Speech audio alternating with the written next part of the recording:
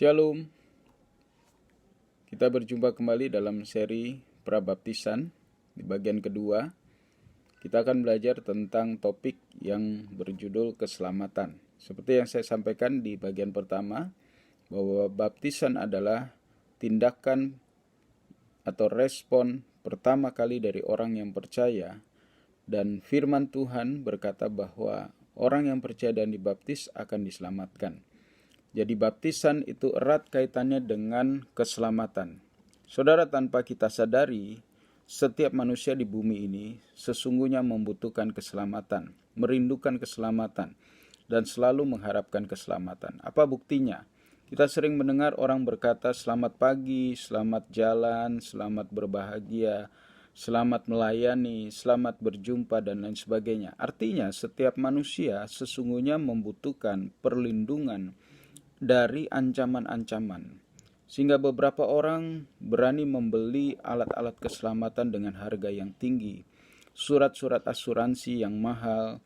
Mereka ingin memastikan bahwa mereka bisa selamat, tetapi semuanya itu hanya bisa menjangkau atau mengcover mereka selama mereka hidup atau ada di bumi. Lalu bagaimana dengan ancaman-ancaman setelah kematian? Apakah hidup kita perlu diselamatkan? Untuk mengetahui hal itu, kita butuh menyadari atau mengerti tentang 4 hal yang penting berkaitan dengan keselamatan. Jadi setelah ini atau mulai sekarang kita masuk dalam bagian pertama dari 4 bagian tentang keselamatan. Catat baik-baik. Jadi topik tentang keselamatan ada 4 subtopik, ya, ada 4 subtopik. Boleh kalian catat. Yang pertama, subtopik pertama judulnya dosa dan hukuman. Subtopik pertama judulnya dosa dan hukuman. Dosa itu selalu berpasangan dengan hukuman, itu maksudnya. Hukuman itu ada karena dosa. Dosa mendatangkan hukuman. Kita membaca ayat pertama dari firman Tuhan, yaitu dalam Roma 3 ayat yang ke-23. Roma atau surat Roma 3 ayat 23 dalam terjemahan literal berbunyi seperti ini. Sebab semua orang telah berdosa dan kekurangan kemuliaan Elohim. Sekali lagi, semua orang, bukan beberapa orang, bukan sebagian orang, tetapi semua orang telah berdosa.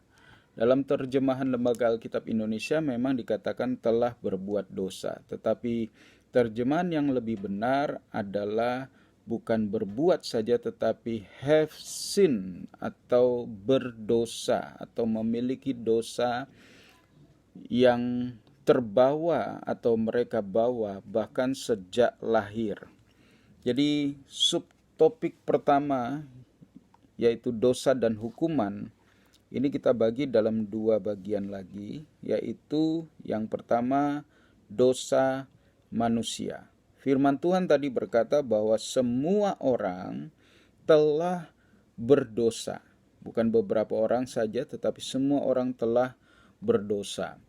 Anda telah berdosa, saya telah berdosa, semua kita telah berdosa. Nah, apa yang dimaksud Alkitab tentang dosa manusia?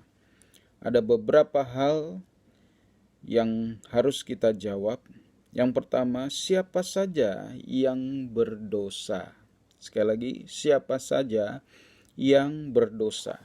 Dari Roma pasal 3:23 tadi, kita mengerti dengan jelas bahwa yang telah berdosa adalah semua manusia telah berdosa atau berbuat dosa. Dari generasi ke generasi, dari zaman ke zaman, tidak ada manusia yang tidak berdosa. Mungkin ada manusia yang baik dan manusia yang jahat. Mungkin ada manusia yang super baik bahkan. Mungkin Anda pernah berjumpa dengan orang yang sangat baik, ya. Entah dia tua atau muda, Anda berkata orang ini baik banget deh. Bahkan mungkin dia lebih baik dari seorang pendeta. Ya. Tetapi tidak kemudian orang yang baik itu bisa dikatakan dia tidak berdosa. Kenapa? Karena Alkitab berkata bahwa semua manusia telah berdosa. Sehingga kita mengerti bahwa tidak ada manusia di dunia ini yang tidak berdosa. Tidak berdosa bukan berarti tidak berbuat dosa. Seseorang bertanya, lalu bagaimana dengan bayi? Sama saja, saudara. Bayi lahir sudah berdosa. Bayi lahir sudah membawa dosa dalam hidupnya. Dia sudah memiliki predikat orang berdosa. Bukan orang baik atau jahat, tapi orang berdosa. Secara umum kita sering mendengar istilah yang disebut dosa asal. Ya. Dosa yang dibawa dari Adam. Dosa yang menempel dalam kehidupan seorang manusia waktu dia lahir. Berarti sejak bayi dia sudah membawa warisan dari Adam yang disebut dosa. Walaupun dia belum bisa berbuat dosa. Tetapi Alkitab berkata semua manusia sudah berdosa. Jadi tidak ada di antara kita yang boleh merasa saya tidak perlu dibaptis karena saya tidak berdosa. Atau seseorang berkata saya belum berani dibaptis karena saya masih berdosa. Justru kalau Anda merasa Anda berdosa, Anda perlu dibaptis. Itu yang penting untuk kita mengerti. Nah, bagian kedua dari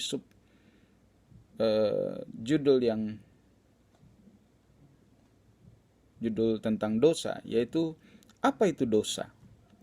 Apa itu dosa, saudara? Dosa yang pertama adalah melanggar perintah Tuhan. Jadi apa yang diperintahkan tidak diikuti, dilanggar. Yang kedua, dosa artinya melakukan larangan Tuhan. Yang disuruh lakukan tidak dilakukan, yang tidak boleh dilakukan justru dilakukan. Dalam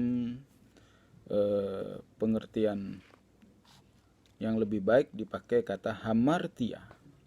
Hamartia artinya tidak mencapai kehendak Tuhan. Tidak tepat pada sasaran yang seharusnya. Seperti sasaran panah, ada lingkaran yang paling tengah, itulah yang harusnya dicapai. Tapi tidak mencapai, dia ada di lingkaran-lingkaran yang lain. Itu disebut hamartia, yaitu dosa.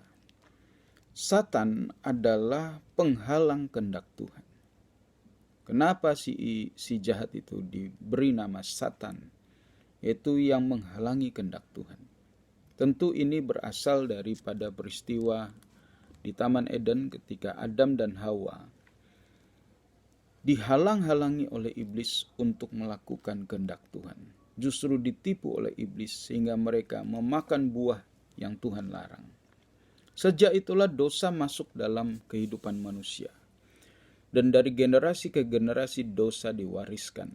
Sehingga anak-anak Adam bukan lagi serupa dengan Tuhan, tetapi serupa dengan Adam. Dalam firman Tuhan, dalam kitab Kejadian, pasal yang kelima, coba kalian buka kitab Kejadian pasal yang kelima, ayat yang ketiga, berbunyi demikian. Dan Adam hidup 130 tahun, dan dia memperanakan seorang anak laki-laki dalam rupanya, menurut citranya, dan dia memanggil namanya Set. Jadi sejak Adam jatuh dalam dosa, manusia tidak lagi tercipta sesuai dengan gambar dan citra Tuhan, tetapi sesuai dengan gambar dan citra orang tuanya. Orang tuanya juga lahir menurut gambar dan citra orang tuanya lagi. Jadi citra-citra dari generasi ke generasi ini menumpuk menjadi satu dan terlahir dalam setiap kehidupan orang yang dilahirkan, termasuk Anda dan saya. Jadi kita tidak lagi sepenuhnya terlahir dalam citra dan gambar Elohim atau Tuhan, tetapi citra dan gambar orang tua kita, nenek moyang kita, dan yang paling atas adalah Adam. Itu sebabnya Alkitab tidak salah kalau mengatakan semua manusia telah jatuh atau telah berdosa. Mengapa? Sebab tidak lagi ada orang yang tercipta seperti Adam pertama kali. Tidak lagi. Semua manusia sudah berdosa. Nah, kita sampai pada pertanyaan, apa itu dosa? Dosa adalah melanggar perintah Tuhan dan melakukan larangan Tuhan. Dan yang ketiga, tanda adanya dosa. Fakta dosa tidak dapat disangkal. Jadi tidak dapat disangkal adanya dosa dalam kehidupan kita. Saya akan memberikan 3 hal fakta dosa atau indikator adanya dosa dalam hidup kita. Yang pertama, hati nurani. Saudara, kita ini punya hati nurani dan Tuhan membuat kita merasa bersalah lewat hati nurani kita. Disadari atau tidak, sejak kecil manusia itu hati nuraninya sudah bekerja. Contoh seorang anak kecil yang mungkin belum mengerti tentang apa itu dosa. Belum mengerti tentang konsep dosa menurut Alkitab. Tetapi ketika dia bersalah, dia itu merasa takut. Ketika dia melakukan kesalahan, dia merasa takut sehingga dia harus menutupi kesalahannya mungkin dengan berbohong.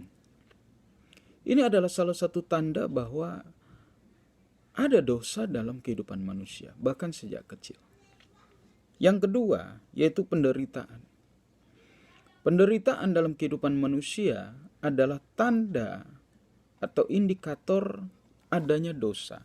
Sebab kita tahu Tuhan menciptakan Adam sempurna. Tidak ada sakit penyakit, tidak ada kelainan, tidak ada kecacatan dan lain sebagainya. Tetapi dengan masuknya dosa dalam kehidupan manusia, maka mulai muncullah dalam kehidupan manusia yang disebut sakit penyakit, kelemahan, kelainan, bahkan sejak lahir sudah ada kelainan. Saudara, bukan karena dosa anak itu, bukan juga karena dosa orang tuanya. Yesua pernah ditanya oleh beberapa orang tentang seorang anak yang buta, seorang yang buta. Mereka bertanya, ini dosa siapa? Orang tuanya kah atau dosa anak itu, orang itu? Yesua berkata, bukan, tetapi supaya kemuliaan Tuhan dapat dinyatakan.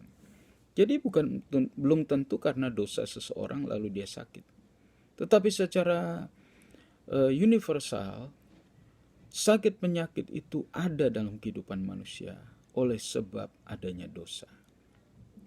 Dan tanpa adanya dosa, saya percaya tidak ada sakit penyakit. Jadi itu indikator yang kedua, yaitu penderitaan. Yang ketiga adalah kematian. Kematian adalah indikator final daripada dosa. Semua orang pasti mati. Ungkapan umum, manusia mesti mati. Kenapa? Sebab manusia sudah berdosa. Mati adalah konsekuensi yang paling fatal daripada dosa. Tidak ada orang yang hidup selamanya. Kalau ada yang tidak mati, yaitu karena dia diangkat ke sorga. Seperti Elia mungkin dan lain sebagainya. Tetapi manusia secara natural, dia pasti mati. Karena itu adalah indikator atau akibat atau tanda dari dosa. Jadi dapat disimpulkan peta tentang dosa ada 3. Siapa yang berdosa? Tolong catat baik-baik. Siapa yang berdosa? Jawabannya semua manusia telah berdosa. Yang kedua, apa itu dosa? Dosa adalah melanggar perintah Tuhan dan melakukan larangan Tuhan. Atau tidak melakukan apa yang Tuhan inginkan. Sebaliknya melakukan apa yang Tuhan larang. Itu dosa. Lalu tanda-tanda dosa, dosa tidak dapat disangkal. Ada 3 tanda dosa. Yang pertama hati nurani, yang kedua penderitaan, Yang ketiga adalah kematian. Itulah tentang dosa.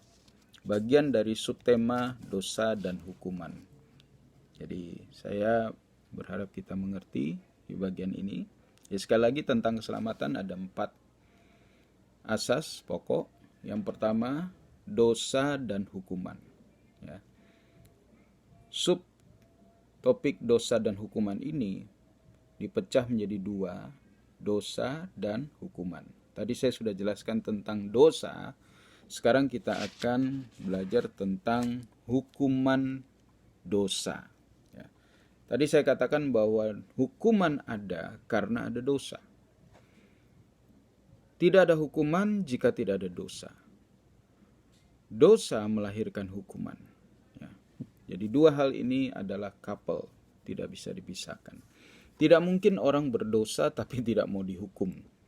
Nggak fair, saudara. Tidak mungkin juga orang dihukum jika tidak ada dosa. Nah, apa itu hukuman dosa? Coba buka Roma pasal 6 ayat 23. Kalau tadi Roma 3 ayat 23, sekarang Roma 6 ayat 23. Dalam terjemahan literal berbunyi seperti ini. Roma 6 ayat 23. Sebab upah dosa ialah maut. Sekali lagi, sebab upah dosa. Upah adalah sesuatu yang harus diterima, layak diterima, patut diterima oleh seseorang setelah dia melakukan sesuatu. Kalau orang bekerja, dia berhak dapat upah.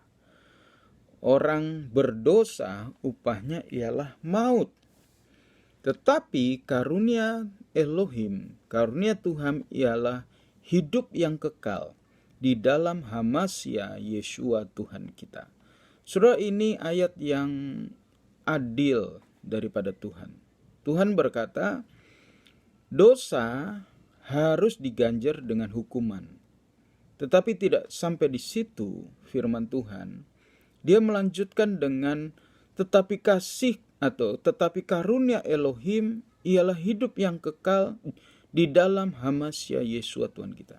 Jadi di satu sisi Tuhan memunculkan hukuman untuk dosa, tapi di sisi yang lain dia juga menyediakan karunia supaya manusia itu bisa hidup kekal. Dan karunia itu tidak lain dan tidak bukan di dalam Hamasya Yeshua. Itu Yeshua Hamasya. Nah, kita akan sedikit mengerti tentang atau belajar tentang hukuman. Ya. Hukuman dosa menurut ayat ini adalah maut. Hukumannya sekali lagi adalah maut.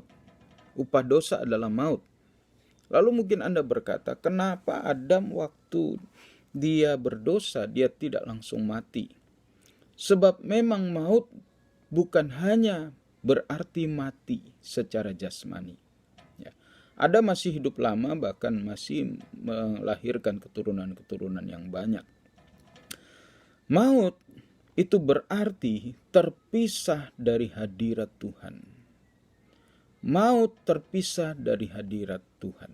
Anda ingat waktu Adam dan Hawa berdosa, maka Tuhan mengusir mereka dari Taman Eden. Tuhan menutup gerbang Eden lewat seorang malaikat yang ditugaskan menjaga dengan pedang yang terhunus. Sehingga Adam tidak bisa kembali lagi, Hawa tidak bisa kembali lagi. Jadi maut itu memiliki pengertian terpisah dari hadirat Tuhan selama-lamanya. Bukan sekedar neraka, tetapi ini adalah satu keterpisahan dari hadirat Tuhan. Walaupun masih hidup secara jasmani, tetapi sudah tidak ada hadirat Tuhan. Itu sebabnya manusia itu merasa kosong, merasa tidak ada damai sejahtera, merasa hidupnya itu susah. Walaupun mungkin secara materi dia memiliki banyak hal yang dia dapat nikmati, tetapi dalam hatinya dia merasa aku tidak memiliki damai sejahtera. Dia mencoba mencari damai sejahtera lewat hal-hal jasmani. Dia membeli hal-hal yang luxury, hal-hal yang mewah. Dia berpergian kemanapun dia pergi. Dia apa saja dia lakukan untuk mendatangkan damai sejahtera. Tetapi tidak bisa karena Damai sejahtera itu hanya datang dari Tuhan, dari hadirat Tuhan. Itulah maut dalam arti yang pertama, yaitu terpisah dari hadirat Tuhan selama-lamanya. Ya. Sekarang mungkin orang-orang berdosa belum masuk neraka karena masih hidup.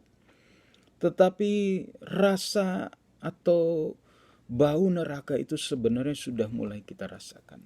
Saudara, jika Anda menuju ke satu daerah, contoh ambil saja contoh daerah puncak yang dingin, ya.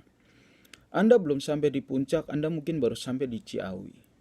Tetapi saya percaya Anda sudah mulai merasakan hadirat daripada puncak itu. Anda mulai merasakan hawa sejuk, ya.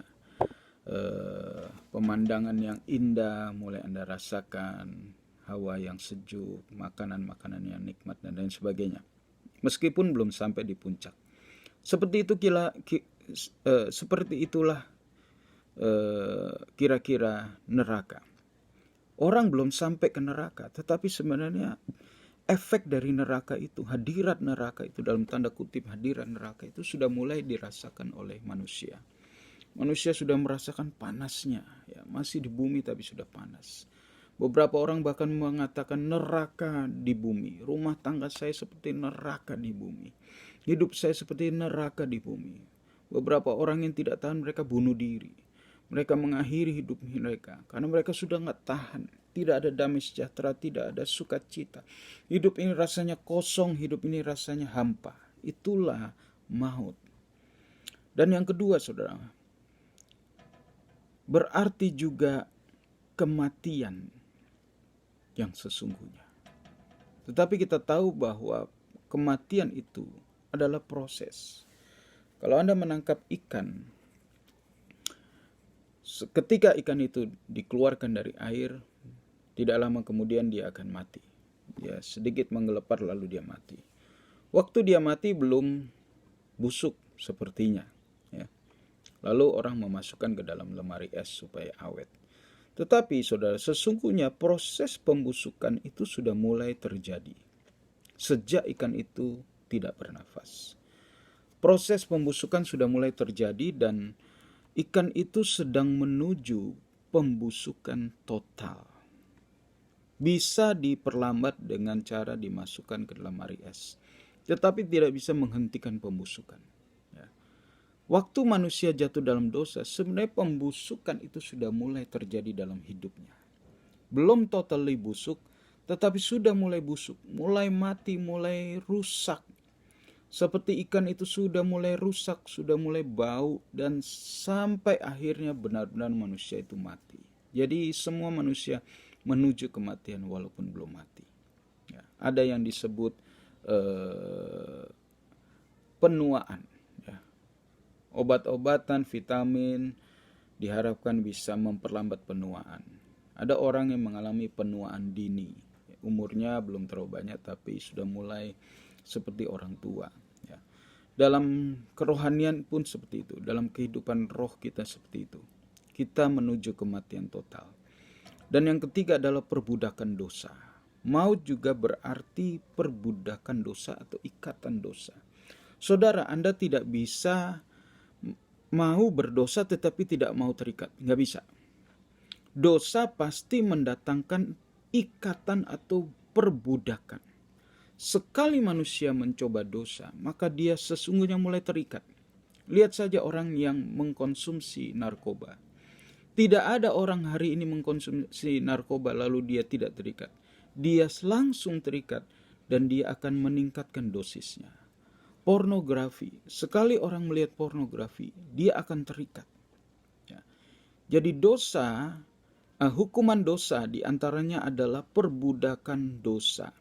Kuasa yang memperhamba orang untuk melakukan dosa berulang kali. Ini yang membuat sulit orang keluar dari dosa. Orang jatuh bangun, sudah bangun jatuh lagi, sudah bangun jatuh lagi.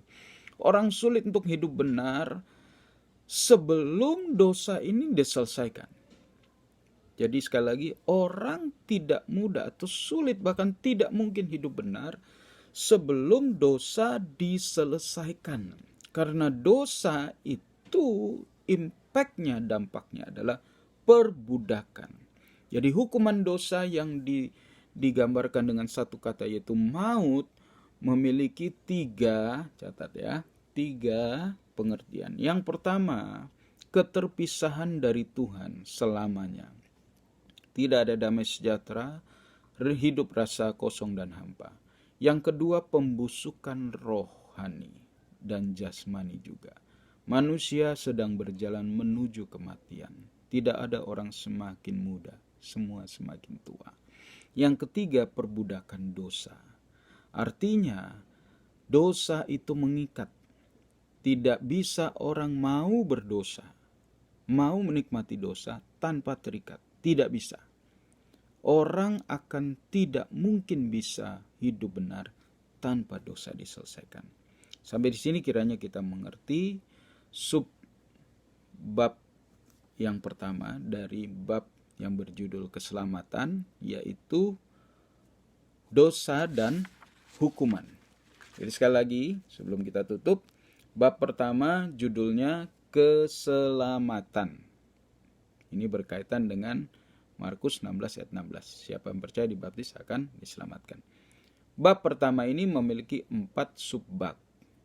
Yang pertama judulnya dosa dan hukuman. Subbab pertama ini terdiri dari 2 bagian, dosa dan hukuman. Tadi kita sudah belajar apa itu dosa, siapa yang berdosa, apa itu dosa, dan tanda-tanda adanya dosa. Siapa yang berdosa? Semua manusia sudah berdosa. Roma 3 ayat 23, nanti baca lagi. Yang kedua, apa itu dosa? Dosa adalah tidak melakukan perintah Tuhan dan melakukan larangan Tuhan. Atau hamartia, tidak mencapai tujuan.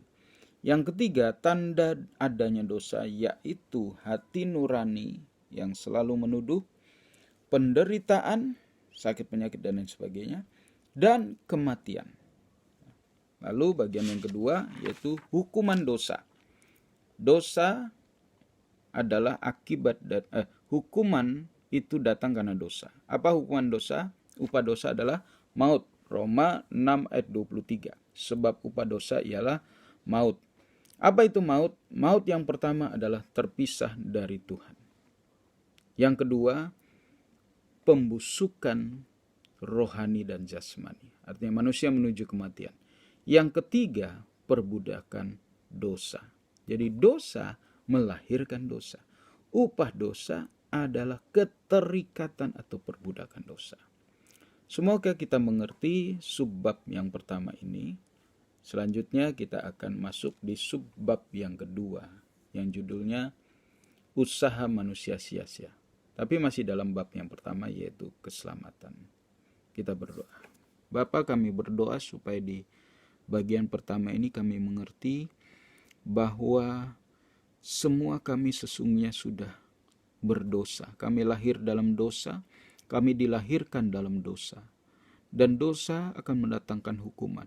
Sebab itu kami mau belajar Tuhan, bagaimana supaya kami dilepaskan dari dosa. Supaya kami dilepaskan dari penghukuman. Tuhan kiranya menolong, Roh Kudus menolong kami.